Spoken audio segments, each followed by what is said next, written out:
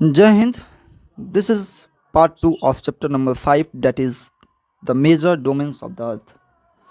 और हमने जो है मैत्री और दक्षिण गंगोत्री तक कवर कर लिया था। आगे जो है हाइड्रोस्फीयर से पढ़ना है। चलिए स्टार्ट करते हैं। The earth is called the blue planet. जो हमारा अर्थ है वह ब्लू प्लैनेट के नाम से जाना जाता है। More than 71% of earth is covered with water, और 71% से अधिक जो है वाटर से कवर है हमारा जो अर्थ, ठीक ना। हमारा जो अर्थ है वो अर्थ पे 71% से अधिक वाटर पाया जाता है। एंड 29% इज विथ लैंड, और 29% है क्या है, लैंड। इसी लैंड में हमारे कितने, तो हमारे 7 कॉन्टिनेंट है, ठीक है, इसी 29% में। कहते हैं कि hydrosphere consist of water in all it's form. और हाइड्रोस्फीयर क्या है, तो हाइड्रोस्फीयर सभी फॉर्म में वाटर होता है, ठीक है। हाइड्रोस्फीयर कंसिस्ट ऑफ वाटर, ठीक ना, वाटर को रखता है इन ऑल इट्स फॉर्म। जितने भी वाटर के फॉर्म होते हैं, हमने देखा था आइस, ठीक ना, उसके बाद जो है वाटर, उसके बाद वाटर वेपर, ठीक है। कह रहा है कि as running water in ocean and rivers and in lakes, ice in glacier, underground water and the water vapor in atmosphere all comprise the hydrosphere। ये सभी के सभी जो वाटर हैं यह सभी हाइड्रोस्फीयर के अंतर्गत आते हैं। More than 97% of earth's water is found in the ocean. कह रहा है कि 79% से अधिक अर्थ वाटर यानी कि अर्थ का जो वाटर है वह ओशियन में पाया जाता है। And is too salty for human use, और यह जो है ह्यूमन यूज के लायक नहीं होता है, क्योंकि टू साल्टी है, यानी कि इतना साल्टी होता है जो कि इतना नहीं होना चाहिए। टू जो है हमेशा निगेटिव का सेंस देता है। कह रहा है कि a large portion of the rest of water is in the form of ice sheet and glacier of under the ground and a very small percentage is available as fresh water for human. कह रहा है कि और जो portion of water हैं, यानी कि और जो पानी के पोर्शन है वह जो है आइसिट के रूप में पाए जाते हैं और ग्लेशियर पे पाए जाते हैं। और थोड़ा सा जो पार्ट बचता है वह जो अवेलेबल है किस रूप में, तो फ्रेश वाटर के रूप में फॉर ह्यूमंस, यानी कि ह्यूमंस के लिए, ठीक है। कह रहा है कि hence despite being a blue planet we face a shortage of water. यानी कि ब्लू प्लैनेट होने के बावजूद भी हम क्या करते हैं, शॉर्टेज ऑफ वाटर जैसे प्रॉब्लम्स को फेस करते हैं। अभी हम तो गांव में हैं तो ऐसा कुछ प्रॉब्लम नहीं देखने को मिलता, लेकिन आप जब जैसे ही शहर में चले जाएंगे तो लोग पानी जो है पीने के लिए डेली बेसिस पे ख़रीद करके रखते हैं पीने के लिए। उसके बाद बहुत जगह प्रॉब्लम्स हो जाती हैं, तो जो भारत सरकार का जो टैंक वाली व्हीकल होती हैं उसमें पानी भर करके जो है लाइन लगा करके दिया जाता है। आप लोग न्यूज़ में कभी ना कभी सुने होंगे या देखे होंगे, ठीक है। अब हम बात करते हैं ओशियंस की, ठीक है। अब जो है यहाँ पे थोड़ा सा देख लेते हैं। ये हमारा नॉर्दर्न अमेरिका है, नॉर्थ अमेरिका। ये नीचे हमारा साउथ अमेरिका, इधर हमारा एशिया और इधर हमारा यूरोप, ठीक ना। उसके बाद जो है यहाँ पे हमारा अफ्रीका और यहाँ पे ऑस्ट्रेलिया। ऑस्ट्रेलिया जो है यूरेनेशिया का पार्ट है। यूरेनेशिया में 4 आते हैं, माइक्रोनेशिया, मोलेनेशिया, पोलिनेशिया, उसके बाद ऑस्ट्रेलिया, ठीक है। उसके बाद नीचे हमारा क्या है, तो अंटार्कटिका है। एक चीज़ हम आपको और रिवाइंड करा दें, एक चीज़ हमने ये रिवाइंड कराना है कि जो हमारा एशिया है और यूरोप दोनों के बीच जो है यूरल पर्वत है। इसी यूरल पर्वत से दोनों क्या होते हैं, सेपरेट होते हैं। एक चीज़ और यह है कि जो हमने देखा था कि नॉर्थ अमेरिका और south America isthmus of Panama से जो है अलग होते हैं, ठीक है। उसके बाद जो है इम्पॉर्टेंट क्या है, तो उसके बाद जो है इस एक और पर्वत हमने देखा था, किस में, तो एक और पर्वत हमने देखा था साउथ अमेरिका में। साउथ अमेरिका में एंडीज जो पर्वत है वह जो है ऊपर से नॉर्थ से लेकर के नीचे साउथ तक जो है फैला हुआ है, ठीक ना। तो यह जो है इम्पॉर्टेंट चैप्टर है, इम्पॉर्टेंट चीज़ें चल रही हैं। ओशियंस के बारे में देखना है हमको। कह रहा है कि the oceans are the major part of hydrosphere. They are all interconnected. Ocean जो होता है हाइड्रोस्फीयर का मेजर पार्ट होता है। दे आर ऑल इंटरकनेक्टेड, ये सभी के सभी आपस में कनेक्टेड होते हैं।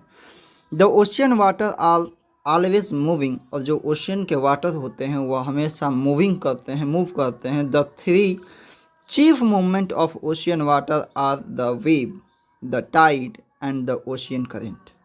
ये क्या है? तो ये मूवमेंट है ओशियन वाटर्स के, that is wave, tides and ocean current, ठीक ना। The 5 major ocean are Pacific Ocean, Atlantic Ocean, the Indian Ocean, the Southern Ocean, the Arctic Ocean, the order of their size, ठीक है। यह जो है order of their size के हिसाब से है, ठीक है। सबसे बड़ा हमारा पैसिफिक, उसके बाद अटलांटिक, उसके बाद इंडियन, ठीक है, उसके बाद साउदर्न, उसके बाद आर्कटिक, ठीक है। कहता है कि the Pacific ocean is the largest ocean, it is spread over 1/3 of the earth, ठीक ना। यह जो है पैसिफिक ओशियन जो है 1/3 ऑफ द अर्थ है, ठीक ना। उसी एशिया हमारा लैंड मास का 1/3 था। हमारा पैसिफिक ओशियन जो है पूरे अर्थ का जो है 1/3 पार्ट है, ठीक ना। उसके बाद Marina trench, the deepest part of the earth lies in the Pacific ocean. Marina trench जो है किसका पार्ट है? तो पैसिफिक ओशियन का है। 11,022 मीटर था ना, 11,022 मीटर था, हाँ 11,022 मीटर, ठीक है। उसके बाद the Pacific ocean is the almost circular in shape, ठीक ना। Asia, Australia, north and south America surrounded it, ठीक ना। जो ये जो है पैसिफिक ओशियन जो है यह लगभग एक सर्कुलर शेप में है, और जो है इसके चारों तरफ जो है एशिया है, ऑस्ट्रेलिया है, नॉर्थ है, साउथ अमेरिका है, ठीक है। कह रहा है कि look at the map and find out the location of the continent around the Pacific ocean, ठीक ना। तो पैसिफिक ओशियन के अराउंड कौन कौन से कॉन्टिनेंट है, इसको हमको फाइंड आउट करने के लिए कह रहा है। तो यहाँ पे देखिए पैसिफिक ओशियन मतलब अब यह जो है अब ग्लोब का पार्ट होता है, ठीक ना। तो ग्लोब का पार्ट होता है, तो यह जो पैसिफिक ओशियन इधर का और जो होगा, मतलब जब इसको गोला बना देंगे तो यह पैसिफिक ओशियन और यह पैसिफिक ओशियन पास में ही आ जाएगा, ठीक है। अब इसके आसपास कौन से जो है हमारे कॉन्टिनेंट है? तो एशिया हो जाएगा, उसके बाद जो है एशिया के बाद हमारा ऑस्ट्रेलिया है, उसके बाद जो है नॉर्थ अमेरिका है, साउथ अमेरिका है, समझ रहा है ना। तो ये जो है कॉन्टिनेंट होगा। उसके बाद जो है आगे चलते हैं। कह रहा है कि the Atlantic ocean is the second largest ocean, ठीक ना, in the world. It is S shape, Atlantic ocean जो है एस शेप में पाया जाता है। जैसा मैं दिखा दूं अगर आपको, अटलांटिक ओशियन यहाँ पे है, तो ये जो है ऐसे जो है इस तरीके से देख रहे हैं, ऐसे शेप बन रहा है, ऐसे शेप बन रहा है ना यहाँ पे, ऐसे शेप ऐसे करके, ठीक है। तो ये जो है अटलांटिक ओशियन एस शेप में पाया जाता है। It is flanked by the north and south America on the western side. Western side है, यानी कि नॉर्थ और साउथ अमेरिका के वेस्टर्न साइड में यह जो है फैला हुआ है। And Europe and Africa on the eastern side, और इसके ईस्टर्न साइड यूरोप और अफ्रीका के ईस्टर्न साइड में है। कह रहा है कि the coast line of Atlantic ocean is highly indented. It this irregular and indented coastline provide ideal location for natural harbors and port, ठीक ना। तो यह जो है इसके कोस्ट लाइन से जो है, ठीक ना, कोस्ट लाइन से बहुत ज़्यादा हेल्प हो जाता है किसका? तो यूरोप का, ठीक है। Europe and Africa eastern side the coast line ocean है हाईली इरेगुलर, ठीक है। कहता है कि from the point of view of commerce it is the busiest ocean, और यह जो है कॉमर्स के यानी कि व्यापार की दृष्टि से सबसे बिजी ओशियन कौन सा है? तो हमारा अटलांटिक ओशियन हो जाएगा, ठीक है। अटलांटिक ओशियन, बहुत सारे व्यापार होते हैं यहाँ पे, यूरोप में जो है यूरोप, ठीक है ना। उसके बाद जो है अफ्रीका के ईस्ट में भी है, तो अफ्रीका में भी हमारा व्यापार होता है, देख रहे हैं ना इधर। अफ्रीका हो गया, उसके बाद यूरोप हो गया। अरे यूरोप तो हमारे मतलब यूरोप तो आए थे ना, भारत में यूरोप आए हैं और इसी समुद्री मार्ग से ही आए हैं, ठीक ना। तो ओशियंस का ही देन है कि वह जो है हमारे भारत में आए। आगे चलते हैं। कहता है कि the Indian ocean is the only ocean named after a country, कह रहा है कि डैट इज इंडिया, इंडिया के नाम पे इंडियन ओशियन है। कह रहा है कि the shape of ocean is almost triangular in the north, कह रहा है कि यह जो है नॉर्थ में ट्रायंगुलर के शेप का है। कह रहा है कि in the north it is bounded by Asia, यह जो एशिया से बाउंडेड है। It is in the west by Africa and in the east by Australia, east में जो है इसके ऑस्ट्रेलिया है और वेस्ट में क्या है, अफ्रीका है। कह रहा है कि द साउदर्न ओशियन की बात करें तो कह रहा है कि encircle the continent of Antarctica and extend northward to 60 degree south latitude, ठीक ना। यह 60 डिग्री साउथ लैटिट्यूड पर क्या है, एक्सटेंड है, फैला हुआ है, ठीक ना। उसके बाद कह रहा है Arctic Ocean is located within Arctic Circle, यह जो है आर्कटिक सर्कल में लोकेटेड है आर्कटिक ओशियन। कह रहा है कि and surrounded by North Pole, ठीक ना, और नॉर्थ पोल के चारों तरफ है ये। कह रहा है कि it is connected with the Pacific ocean by a narrow stretch of shallow water, ठीक ना। कह रहा है कि it is connected with the Pacific ocean, या पैसिफिक ओशियन से कनेक्टेड है किसके द्वारा, तो नैरो स्ट्रेच के द्वारा ऑफ सैलो वाटर, ठीक ना, सैलो वाटर, ठीक ना, नोन एज बेरिंग स्ट्रेट, ठीक ना, नोन एज बेरिंग स्ट्रेट, इसको याद रखेंगे। It is bound by northern coast of North America and Eurasia, ठीक ना। इट इज़ बाउंड बाई, अब यह जो किससे बाउंड है, तो northern coast of North America and Eurasia में यूरोप और एशिया दोनों आ जाएगा, ठीक है। अब जो है हम लोग एटमॉस्फेयर की बात करेंगे। एटमॉस्फेयर की बात करने से पहले हमने जो है लेयर ऑफ एटमॉस्फेयर, मैंने ऑलरेडी एक वीडियो डाला है, एक वीडियो पढ़ाया है कि कैसे लेयर्स बनते हैं, लेयर्स का कार्य वर्क क्या होता है, ठीक ना। यहाँ पे दिया है थर्मोस्फेयर, स्ट्रेटोस्फेयर, मेसोस्फेयर, ठीक ना। उसके बाद जो है थर्मोस्फेयर नहीं है, ये ट्रोपोस्फेयर, स्ट्रेटोस्फेयर, मेसोस्फेयर, उसके बाद थर्मोस्फेयर, उसके बाद एक्सोस्फेयर, ठीक ना। तो ये लेयर्स के बारे में हमने डिटेल एक वीडियो में चर्चा किया है, उस वीडियो का आप डिस्क्रिप्शन में लिंक है, वहाँ से आप जा सकते हैं, देख सकते हैं। कहता है कि the earth is surrounded by a layer of gas, जो हमारा अर्थ है वह लेयर ऑफ गैस से क्या है, सराउंडेड है, कॉल्ड द एटमॉस्फेयर, जिसे हम एटमॉस्फेयर कहते हैं। कह रहा है कि this thin blanket of air is an integral and important aspect of planets. It provides us with the air we breathe and protect us from the harmful effect of the sun rays. हम जो है air की सहायता से सांस ले सकते हैं और जो है एयर हमको जो है harmful effect of sun rays से हमको बचाता है, ठीक ना। यानी कि हार्मफुल इफेक्ट यानी कि जो है सन रे के जो हार्म रे हैं होते हैं, हार्मफुल रेज होती हैं, नुकसानदायक किरणें होती हैं, उनसे हमको क्या करता है, बचाता है, ठीक ना। कहता है कि the atmosphere extend up to a height of about 1600 kilometre, 1600 kilometre तक यह फैला हुआ है। The atmosphere is divided into 5 layers based on composition के आधार पर एटमॉस्फेयर को जो है हम 5 लेयर्स में डिवाइड कर सकते हैं, ठीक ना। उसके बाद टेम्परेचर एंड अदर प्रॉपर्टीज करें कि this layer starting from earth surface, यह लेयर अर्थ के सरफेस से स्टार्ट होती हैं, कॉल्ड द ट्रोपोस्फेयर, पहला जो लेयर है ट्रोपोस्फेयर, उसके बाद stratosphere, mesosphere, thermosphere and exosphere. कह रहा है कि the atmosphere is composed mainly of nitrogen and oxygen, हमारा जो एटमॉस्फेयर है इसमें अधिक गैस जो है नाइट्रोजन और ऑक्सीजन पाई जाती हैं, which make up about 90% of clean, ठीक ना, जो 90% of clean dry air. Nitrogen जो है 78% पाया जाता है, ऑक्सीजन 21%, ठीक ना, and other gases like carbon dioxide, argon, ठीक ना, आर फाउंड्स। कह रहा है कि 1% by volume, other gases other comprises 1% by volume. कह रहा है कि oxygen is the breath of life, ठीक ना, इसके द्वारा हम सांस लेते हैं, इसके वजह से हम जीवित हैं, ठीक ना। वाइल जबकि nitrogen help in the growth of living organism को ग्रोथ करने के लिए और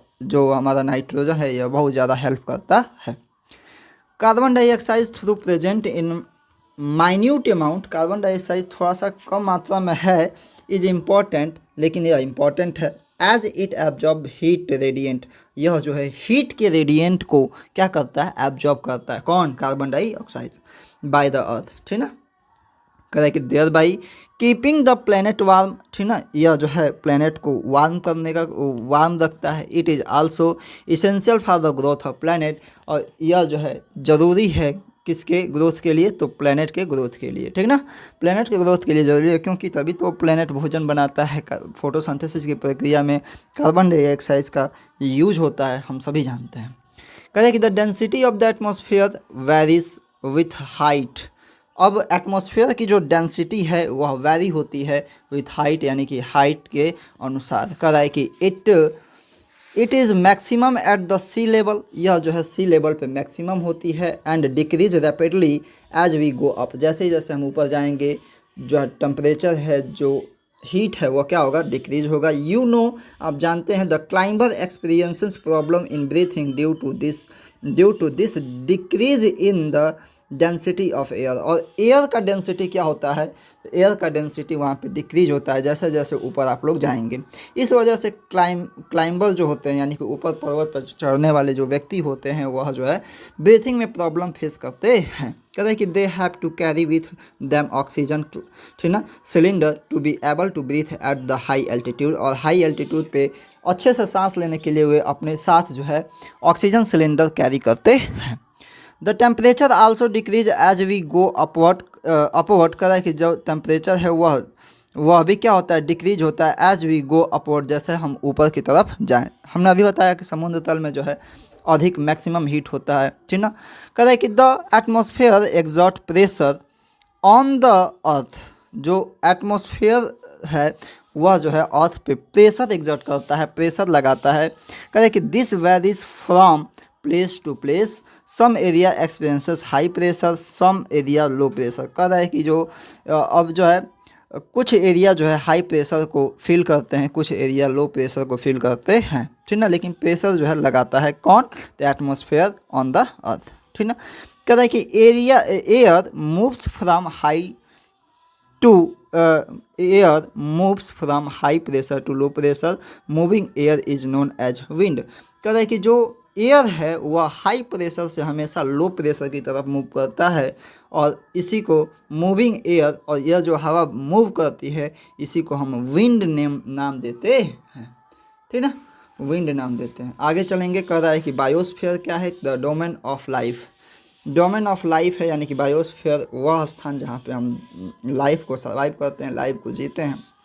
कह रहा है कि the biosphere is the narrow zone of contact between land water and air, यह जो है एक नैरो जोन होता है किसके कॉन्टैक्ट में, तो वाटर के, लैंड के और एयर के कॉन्टैक्ट में, यानी कि इसमें तीनों के तीनों पाए जाते हैं। कह रहा है कि it is in this zone that life that is unique to this planet, ठीक ना, और यह जो है यूनिक होता है हमारे अर्थ पे, ठीक ना। कह रहे हैं कि there are several species of organism that vary in size from microbes and bacteria to huge mammals, all the living organisms including humans are linked to each other and to the biosphere for survival, और यह जो सभी के सभी organism हैं, सभी के सभी जो microbes and bacterias and mammals हैं, यह सभी के सभी आपस में लिंक होते हैं बायोस्फीयर में, और सभी के सभी सर्वाइव करते हैं। कह रहा है कि the organism in the biosphere many broadly be divided into the plant kingdom and the animal kingdom. कह रहा है कि the three domains of the earth interact with each other and affect each other in some way और the other example, for example cutting the forest for fulfilling our needs of wood. तो मतलब कि क्या है कि animal kingdom और plant kingdom आपस में इंटरेक्ट करते हैं, आपस में जो है इंटरेक्ट करते हुए सर्वाइव करते हैं। उसके बाद जो है एग्जाम्पल के द्वारा यहाँ पे समझाया गया है कि cutting of forest for fulfilling our needs, यानी कि हम अपने नीड्स के लिए फॉरेस्ट को कट करते हैं, नीड्स ऑफ वुड, यानी कि वुड की नीड्स के लिए फॉरेस्ट को कट करते हैं, और क्लीनिंग लैंड फॉर एग्रीकल्चर में lead to last removal of soil from slopes, ठीक ना। अब जो है सिमिलरली द अर्थ सरफेस में be change due to natural calamities like earthquakes ना। तो अब जो है अर्थ का क्लाइमेट भी धीरे धीरे बदल रहा है, ठीक ना। अर्थ का क्लाइमेट जो है धीरे धीरे क्या हो रहा है, बदल रहा है, जैसे कि अर्थक्वेक्स के वगैरह अर्थक्वेक्स जो आ रहे हैं, ठीक ना। उसके बाद for example there could be submerge of land as happened in the case of tsunami recently. Part of Andaman and Nicobar Island were submerged under water. कह रहा है कि this discharge of waste material into lakes and rivers make the water unsuitable for human use. It is also damage the other form of life. यानी कि वही कह रहा है कि जब आप बायोस्फीयर में सभी के सभी चीज़ें आपस में इंटरेक्ट करके सर्वाइव करती हैं तो हर एक चीज़ हमारा ख़राब होगा तो एक चीज़ हमारा प्रभावित होगा। वही कह रहा है कि अंडमान निकोबार में जो है एक छोटा सा पार्ट जो है क्या हो गया, सबमर्ज हो गया अंडर वाटर, यानी कि वाटर के अंदर सबमर्ज हो गया। उसके बाद जो है कह रहा है कि यदि हम लेक्स में या कोई रिवर्स में हम क्या कर रहे हैं, वेस्ट मटेरियल्स को फेंक रहे हैं, ठीक ना, वेस्ट मटेरियल को जो है क्या कर रहे हैं, डाल रहे हैं, तो यह क्या है, तो अनसूटेबल फॉर ह्यूमन यूज। जो वाटर होता है वह हमारे लिए अनसूटेबल हो जाता है, हमारे मतलब हम उसको यूज नहीं कर पाते हैं, यूज नहीं कर सकते हैं। It is also damage for other form of life. कह रहा है कि और भी जितने भी प्राणी हैं, ठीक ना, या और भी आने वाला जो जनरेशन है उसके लिए भी यह क्या हो सकता है, नुकसानदायक होगा, ठीक ना, उसको भी यह डैमेज करने का कार्य करेगा। आगे चलते हैं। कह रहा है कि इमिशन फ्रॉम इंडस्ट्रीज़, इमिशन यानी कि इंडस्ट्री से जो इमिशन होता है, थर्मल पावर प्लांट से जो इमिशन होता है, एंड व्हीकल्स से जो इमिशन होता है, जो पॉल्यूटेंट द एयर, जो एयर को क्या कर रहे हैं, प्रदूषण, एयर में प्रदूषण फैला रहे हैं, एयर को जो है मतलब डर्टी बना रहे हैं।